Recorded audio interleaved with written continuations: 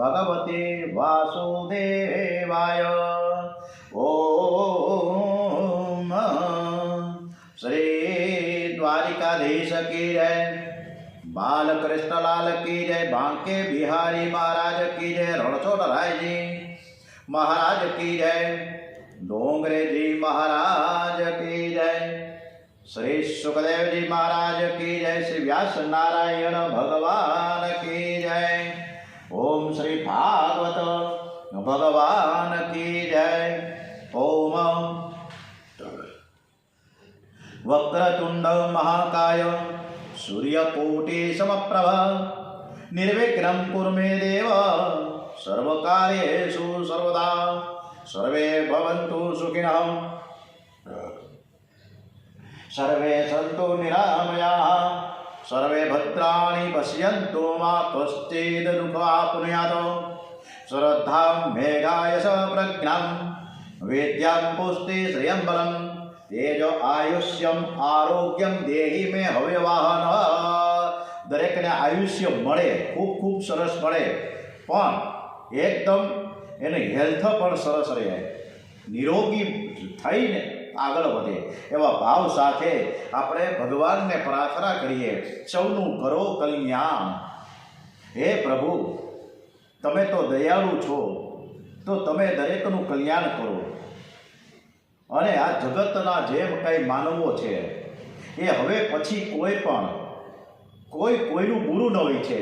દરેક માનવ સારું સારું ઈચ્છે એવી પ્રાર્થના આપણે કરીએ છીએ. હે પ્રભુ પરમાત્મા, નર નારી પશુ પક્ષીની સાથે જીવ જંતુનું તમામ તમે સૌનું કરો કલ્યાણ. હે દયાળુ પ્રભુ, સૌનું કરો કલ્યાણ. ઓમ શ્રી રામચંદ્ર ભગવાન કે જય. શ્રીમદ ભાગવત રસામૃત તરફ પૂજ્ય ડોંગરેજી મહારાજના ચરણોમાં વંદન સાથે ભાગવતજી ભગવાનને ચરણ સ્પર્શ કરીને આગળ વધીએ કથામાં. ઓમ નમો ભગવતે વાસુદેવાય. શ્રી રામ જય રામ જય જય રામ. જુદા જુદા પ્રશ્નો રજૂ થયા છે કે આ સંસારમાં છૂટેલા એટલે કે સ્વતંત્ર કોણ છે, અને જેના વિષયો પ્રત્યે વૈરાગ્ય આવેલો છે તે સ્વતંત્ર. નરક કયું કે પોતાનો જ દેહ છે એ જ નરક છે. કારણ કે આપણા શરીરમાં મૂત્ર છે, વિષ્ટા છે, માંસ છે, લોહી છે, દુર્ગંધયુક્ત અનેક પદાર્થો ભરેલા છે. આ શરીરમાં પાછું સુંદર શું છે કે સુંદર કાંઈ છે જ નહીં. અને સ્વર્ગમાં જવા માટે કાંઈ પગથિયા ખરા? તો કે હા, સર્વ તૃષ્ણાઓનો ક્ષય, કામનાનો નાશ કરવામાં આવે અને એ પગથિયા ઉપર ચડવામાં આવે તો મોક્ષ ગતિને પ્રાપ્ત થઈ જાય. કો વા દરિદ્રો હિ વિશાલ કૃષ્ણ શ્રીમાક્ષ કો યસ્ય સમસ્ત દોષ. જગતમાં વધુમાં વધુ ગરીબ માણસ કોણ છે કે જેને ઘણી તૃષ્ણાઓ રહ્યા કરે, જેને આશા છે, અપેક્ષા છે, ઈચ્છાઓ છે, એ દરિદ્ર છે, ગરીબ છે. તો પછી શ્રીમંત કોણ? શ્રીમંત કોને કહી શકાય? કે જે સદાને માટે સંપૂર્ણ પોતાની પ્રાપ્ત સ્થિતિમાં સંતુષ્ટ રહે છે, એ જ સંપૂર્ણ સંતોષી કહી શકાય. હવે મોટામાં મોટો રોગ કયો? આ શરીર એટલે કે જન્મ ધારણ કરવો ને એ જ મોટામાં મોટો રોગ છે. સુખદેવજી મહારાજ ને ડોંગરેજી મહારાજ કહે છે. હવે આ રોગ તો બરોબર છે, જે જન્મ ધારણ કરવો એ રોગ તો થયો, પણ એને દૂર કરવાનું કાંઈક તો હશે ને. તો પરમાત્મા સ્વરૂપનો તમે વારંવાર વિચાર કરવો એ જ રોગનું મૂળ દૂર કરવાનો એક અક્ષીમ ઉપાય છે. સાધુ થવું કઠણ છે, પણ સાદું જીવન જીવવું બહુ કઠણ છે. શ્રી કૃષ્ણ ગોવિંદ હરે મુરારે, હે નાથ નારાયણ વાસુદેવ. શ્રી કૃષ્ણ ગોવિંદ હરે મુરારે, હે નાથ નારાયણ વાસુદેવ. આ મહામંત્રનો જપ છે એ અર્થના અનુસંધાન સાથે જો કરવામાં આવે તો ખૂબ સરસ મજાને આપણે પ્રભુને પ્રાપ્ત કરી શકીએ છીએ. પ્રાચીન બાલી રાજાને ત્યાં પ્રચેતા નામના દક્ષ પુત્રોના જન્મ થયા છે, અને ત્યાં દક્ષ નામનો પુત્ર પણ થયો. દક્ષ પ્રજાપતિ હંસ ગુહ્ય સ્તોત્રથી આદિનારાયણ ભગવાનની આરાધના કરે છે. દક્ષને ત્યાં હરિયસ્વ, સબલાક્સ્વ એવા 10,000 પુત્રો થયા. એમને દક્ષે પ્રજા ઉત્પન્ન કરવાની આજ્ઞા કરી છે.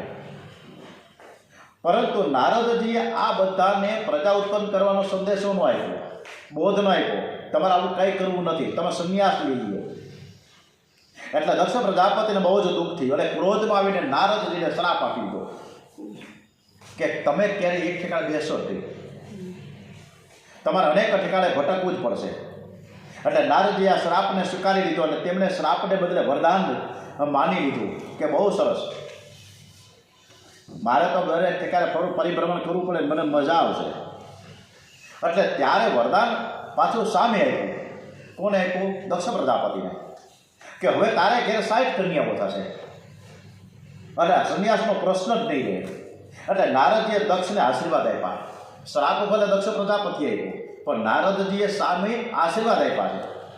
બોલો, નકર તેરા તુજકો અર્પણ હોય ને, શ્રાપ આપ્યો તો એને પણ ભરી ભરી કહી દેવું જોઈએ ને, એવું ન કહેવું.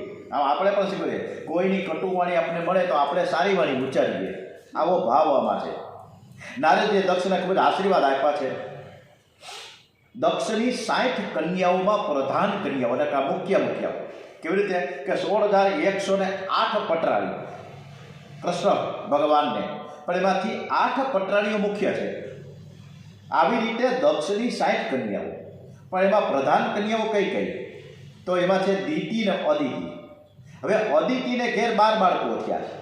હવે એ બાળકોના નામે કેટલા બધા છે, યાદે ન રહીએ, પણ ડુંગરીજી મહારાજને બધું યાદ જ હોય. સરસ મજાનું કે વિવસ્વાન, અર્થમાન, પૂષા, ત્વષ્ટા, સવિતા, ભગ, ધાતા, વિધાતા, વરુણ, મિત્ર, શુક્ર અને ઉર્ક્રમ. એના વંશનું પણ વર્ણન થઈ ગયું. એ પૈકી ત્વષ્ટા પ્રજાપતિને ત્યાં વિશ્વરૂપનો જન્મ થયો છે અને આ વિશ્વરૂપ છે દેવોનો પણ ગુરુ બન્યો. આટલા બધા મોટા વિશ્વરૂપ હતા. હવે આ વિશ્વરૂપ છે કેવળ બ્રહ્મજ્ઞાની નહીં, પરંતુ બ્રહ્મનિષ્ઠ, બ્રહ્મ રસની રાખનારો બ્રહ્મ ઉપદેશ કરી શકે. બ્રહ્માના કહેવાથી દેવો વિશ્વરૂપ પાસે ગયા. વિશ્વરૂપે દેવોને નારાયણ કવચની વિદ્યા આપી છે. નારાયણ કવચના પ્રતાપે દેવોએ રાક્ષસોનો વિનાશ કર્યો અને સ્વર્ગનું રાજ્ય પાછું મેળવ્યું. એટલે પરીક્ષિત રાજાએ પ્રશ્ન કર્યો છે કે મહારાજ, આ નારાયણ કવચ છે હું કાંઈક સમજાવો તો ખરા. એમને નારાયણ કવચ હોય તો નારાયણ કવચ શું કહેવાય? સુખદેવજી મહારાજ કહે છે કે રાજન, વીર પુરુષો જ્યારે યુદ્ધ કરવા માટે જાય ને ત્યારે લોઢાનું બખ્તર કરી જાય છે. મહારાણા પ્રતાપે કેટલા કિલોનું બખ્તર પહેર્યું છે. હે, અકબરની સામે લડ્યા મહારાણા પ્રતાપ અને ચેતક એની ઘોડી. અને ઓ પવન વેગ સે ઉડને વાલે કોરે, બહુ સરસ. જય ચિત્તોડ નામનું આ જે પિક્ચર છે 1961નું, જય ચિત્તોડ, કે પવન વેગ છે ઉડને વાલે કોરે. આજે મહારાણા પ્રતાપ અને એ ચેતકને આપણે યાદ કરવા પડે. આ બખ્તરનું યાદ આવ્યું એટલે મહારાણા પ્રતાપ. આ નારાયણ કવચ છે ને મંત્રાત્મક કવચ છે. આ કવચ ધારણ કરવાની ઈચ્છા હોય તો સ્નાનાદિથી નિવૃત્ત થઈ અંગ ન્યાસ, કર ન્યાસ કરો. પૂજામાં બેસતા પહેલા એક અંગની શુદ્ધિ કરીને પૂર્વમાં કે ઉત્તરમાં મુખ રાખીને નારાયણ કવચના મંત્રનો જપ કરવો જોઈએ. તેને એવ સત્યમાનેન સર્વજ્ઞો ભગવાન હરે પાતુ સર્વે સ્વર્વેણ તો સદા સર્વત્ર સર્વજ્ઞ. આ નારાયણ કવચનો જે છેલ્લો શ્લોક છે ને એ ખૂબ જ અગત્યનો છે અને તેથી યાદ રાખવાનું છે. જ્યારે કાંઈ બીક લાગે ને ત્યારે મનમાં ઉદ્વેગ થાય ને તો આ શ્લોકનો પાઠ કરવું. ઘણા આપણે બધાને ઉદ્વેગ તો હોય, એમાં કોઈ બાકી નથી, કાંઈક ને કાંઈક તો હોય જ. અને જ્યારે એ મનમાં ચિંતાઓ સતાવતી હોય ને ત્યારે તેને સત્યમાનેન સર્વજ્ઞો ભગવાન હરિ પાતુ સર્વે સ્વરૂપેણ સદા સર્વત્ર સર્વગ. અને આ ડુંગરેજી મહારાજની જે કથામૃત છે એ પેજ નંબર 266 ઉપર આ શ્લોક બતાવ્યો છે. અને કોઈની પાસે આ કથાનું કદાચ હોય, ગ્રંથ હોય છે ઘરમાં, તો 266ના પેજ ઉપર છે. હવે વૃત્રાસુર, એ વૃત્રાસુર એટલો બધો બળિયો હતો. વરદાનથી બળ પામેલો આ વૃત્રાસુર વારંવાર દેવોને પારાવાર ત્રાસ આપી દે એમના અસ્ત્રોને શસ્ત્રોને ગળી જવા લાગ્યું.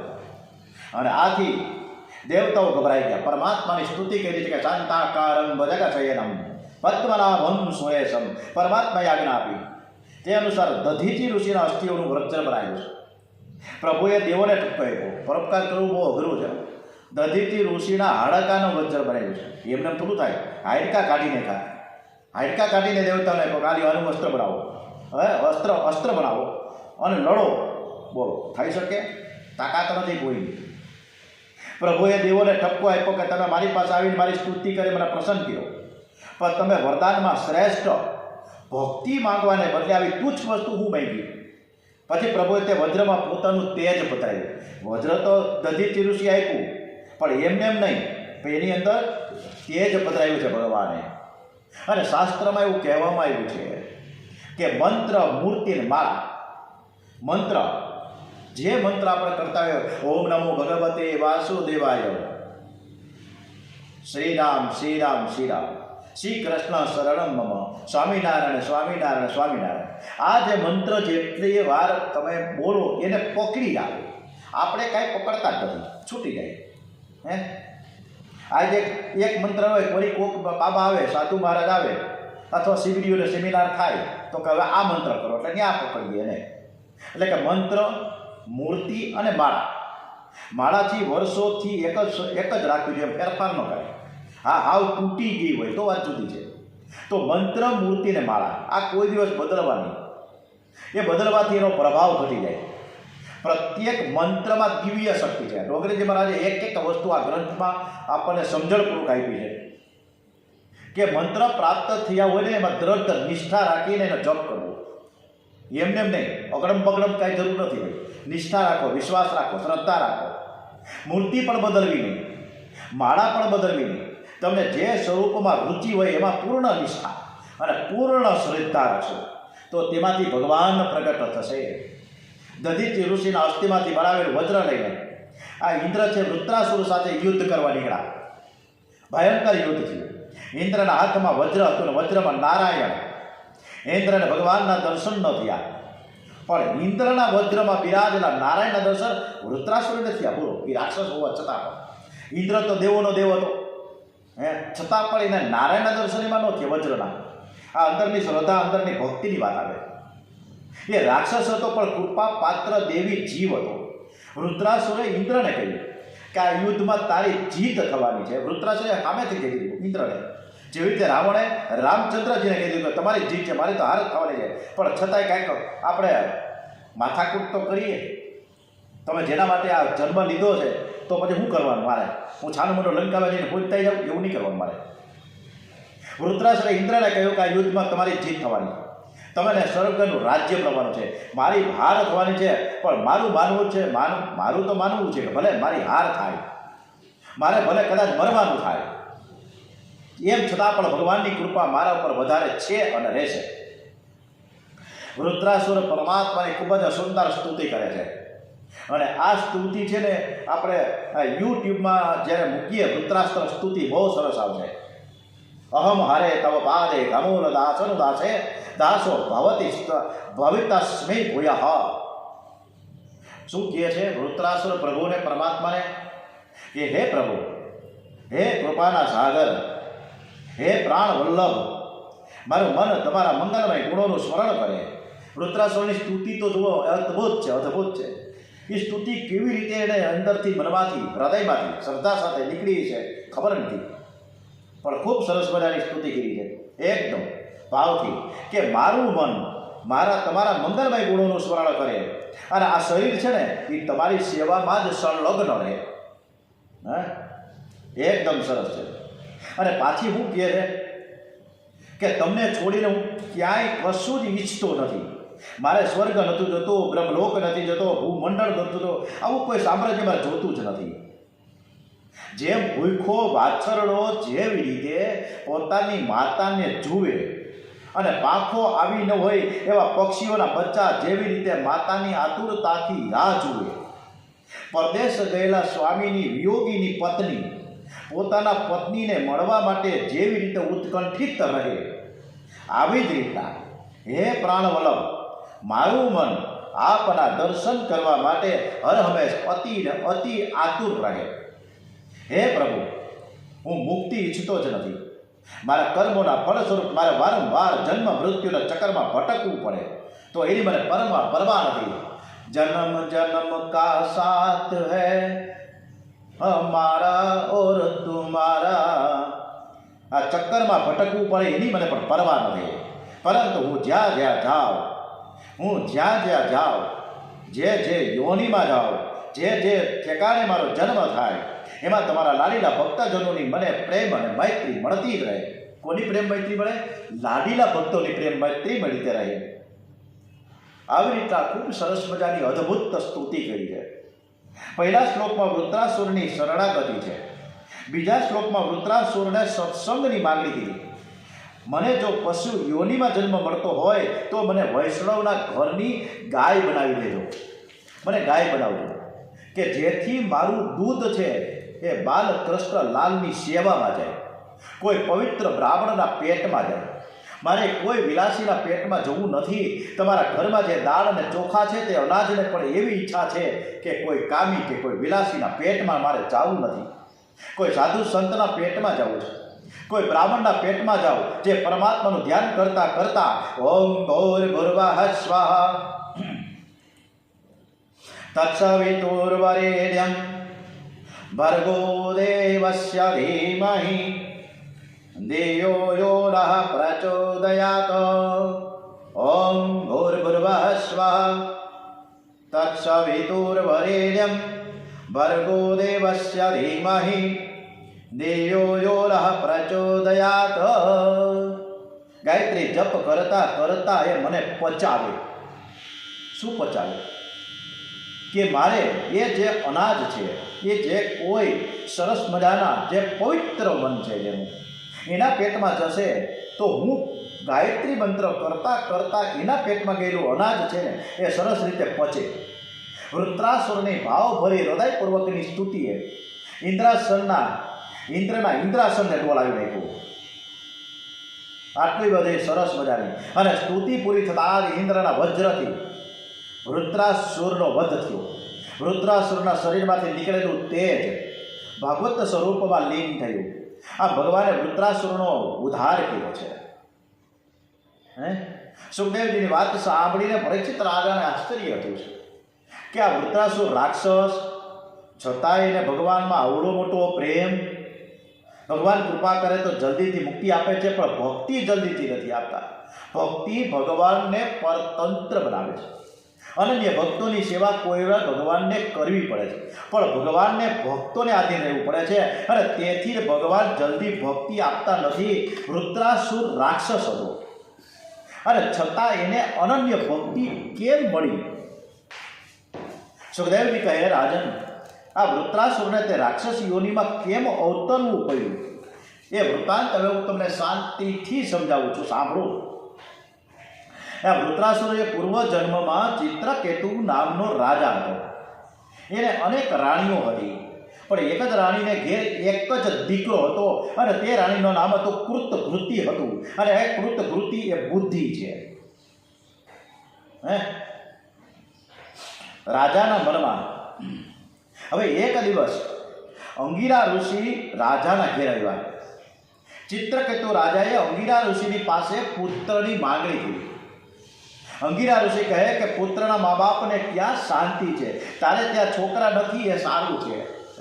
જે રીતે આત્મદેવને કીધું હતું બોલા સંતે કે ભાઈ તું રહેવા દે ને, ભાઈ સાહેબ તારી પાસે સંતતિ છે જ નહીં, તારા ભાગ્યમાં હુકમ તું આ માથાકૂટમાં રહેવા દે. આ છોકરા જ્યારે થાય ને ત્યારે ધનત પૂર્ણ કાઢી નાખે.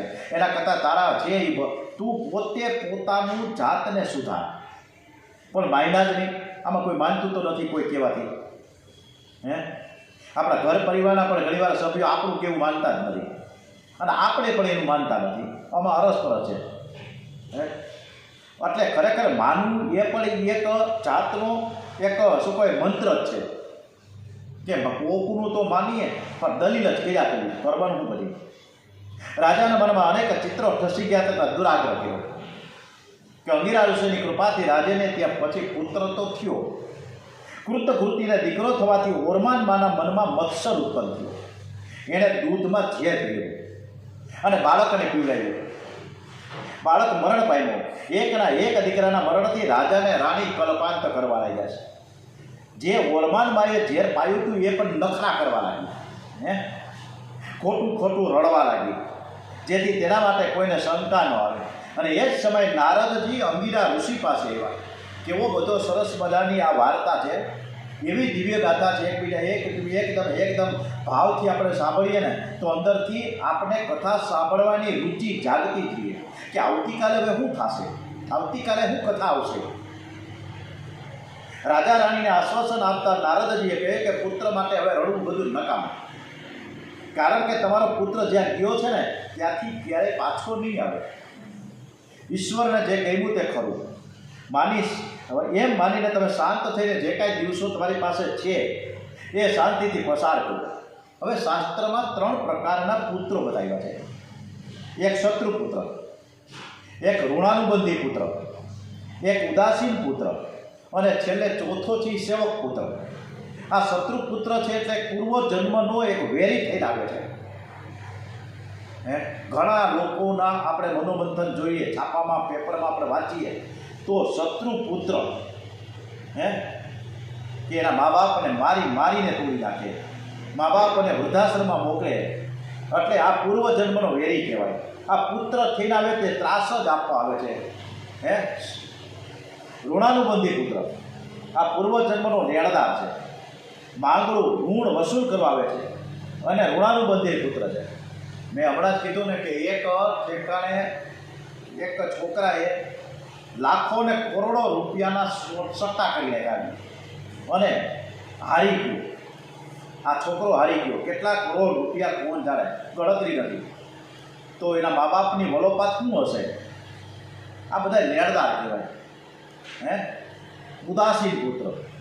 ઉદાસીન પુત્ર કેવું બધું કીધું છે ડોંગરેજી મહારાજે કે લગ્ન ન થાય ત્યાં સુધી માતાની પિતાની પાસે રહે, વાલો થઈ રહ્યો, સરસ મજાનો ડાયો થઈને, અને મા બાપ પાસે કાંઈ માગે નહીં, આપે પણ નહીં, લેવા દેવાનો સંબંધ પણ રાખે નહીં. આવા પુત્રને ઉદાસીન પુત્ર કહેવામાં આવે.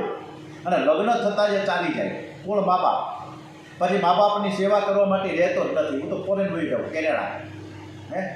અને આપણા અમેરિકામાંથી ઓલા ટ્રમ્પે એવું મોકલ્યું છે, ઘણા ભારતીયો પાછા મોકલી દીધા. આવું થાય બધું.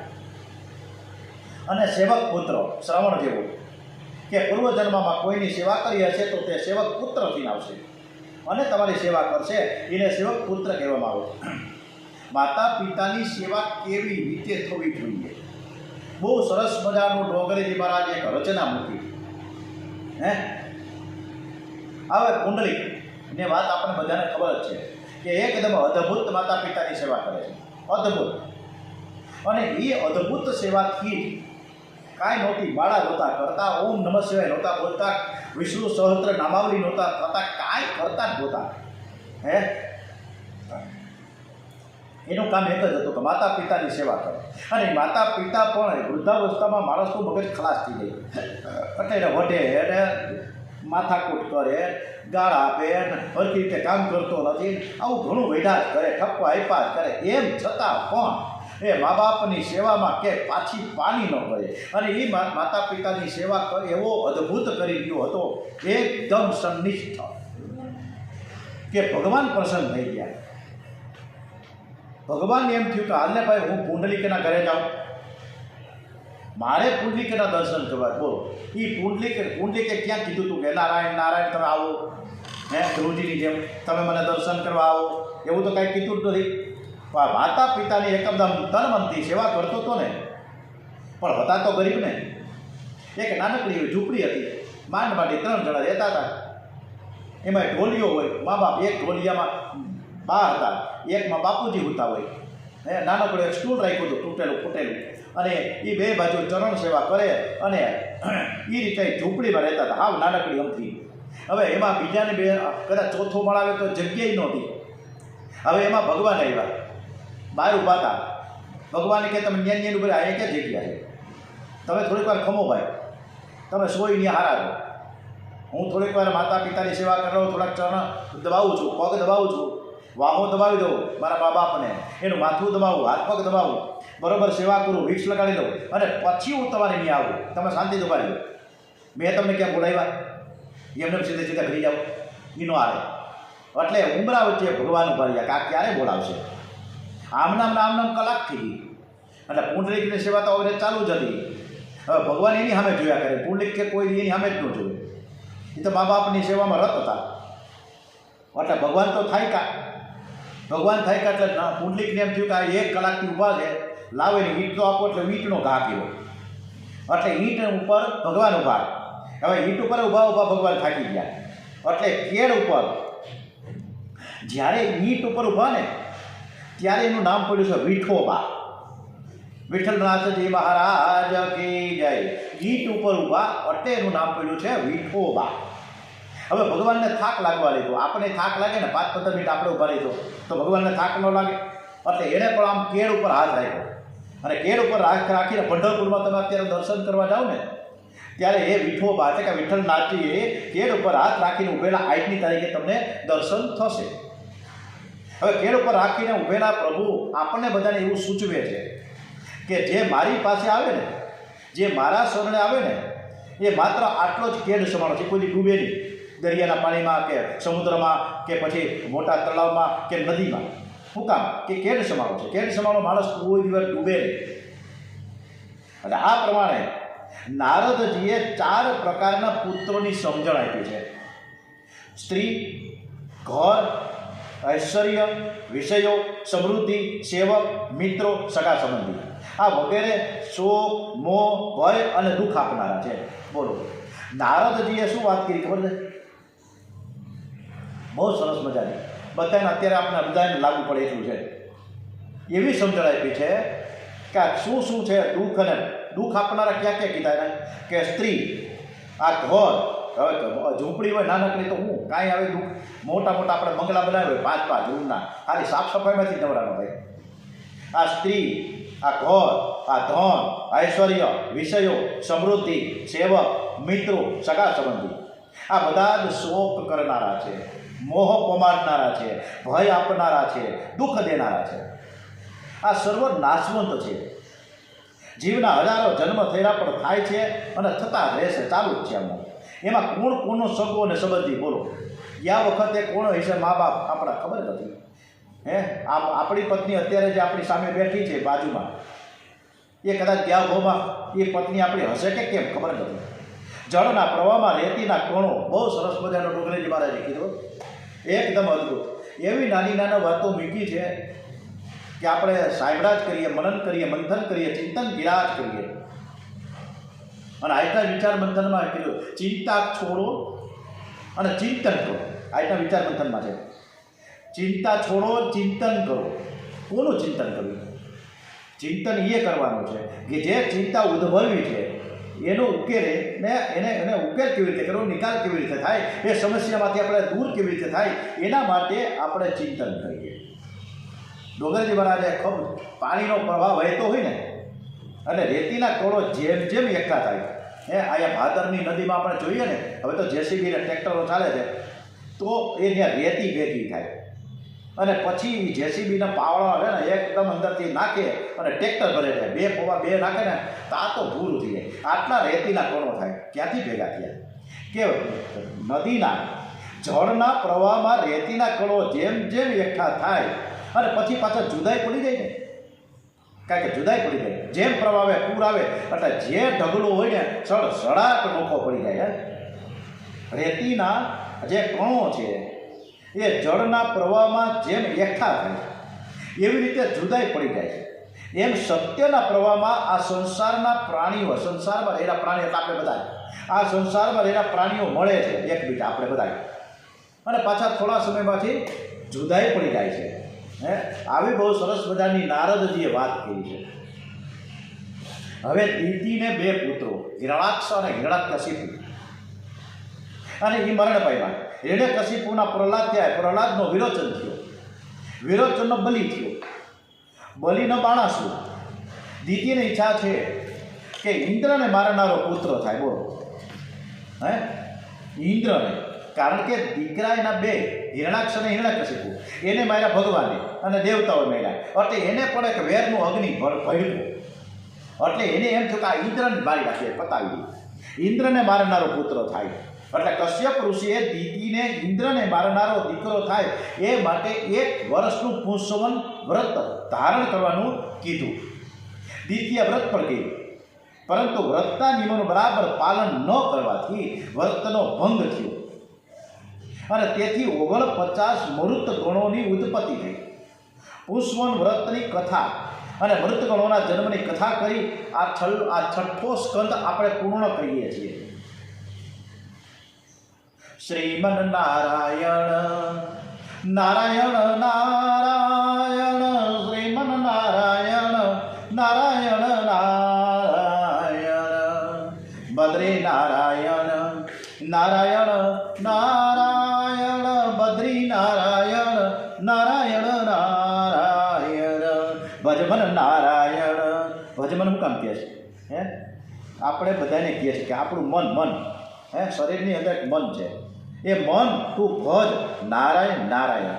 હે ચાલો અજામીર પણ બોલતો હતો નારાયણ નારાયણ, તો આપણે તો બોલવું જોઈએ કે ન બોલવું જોઈએ? ચાલો બોલીએ.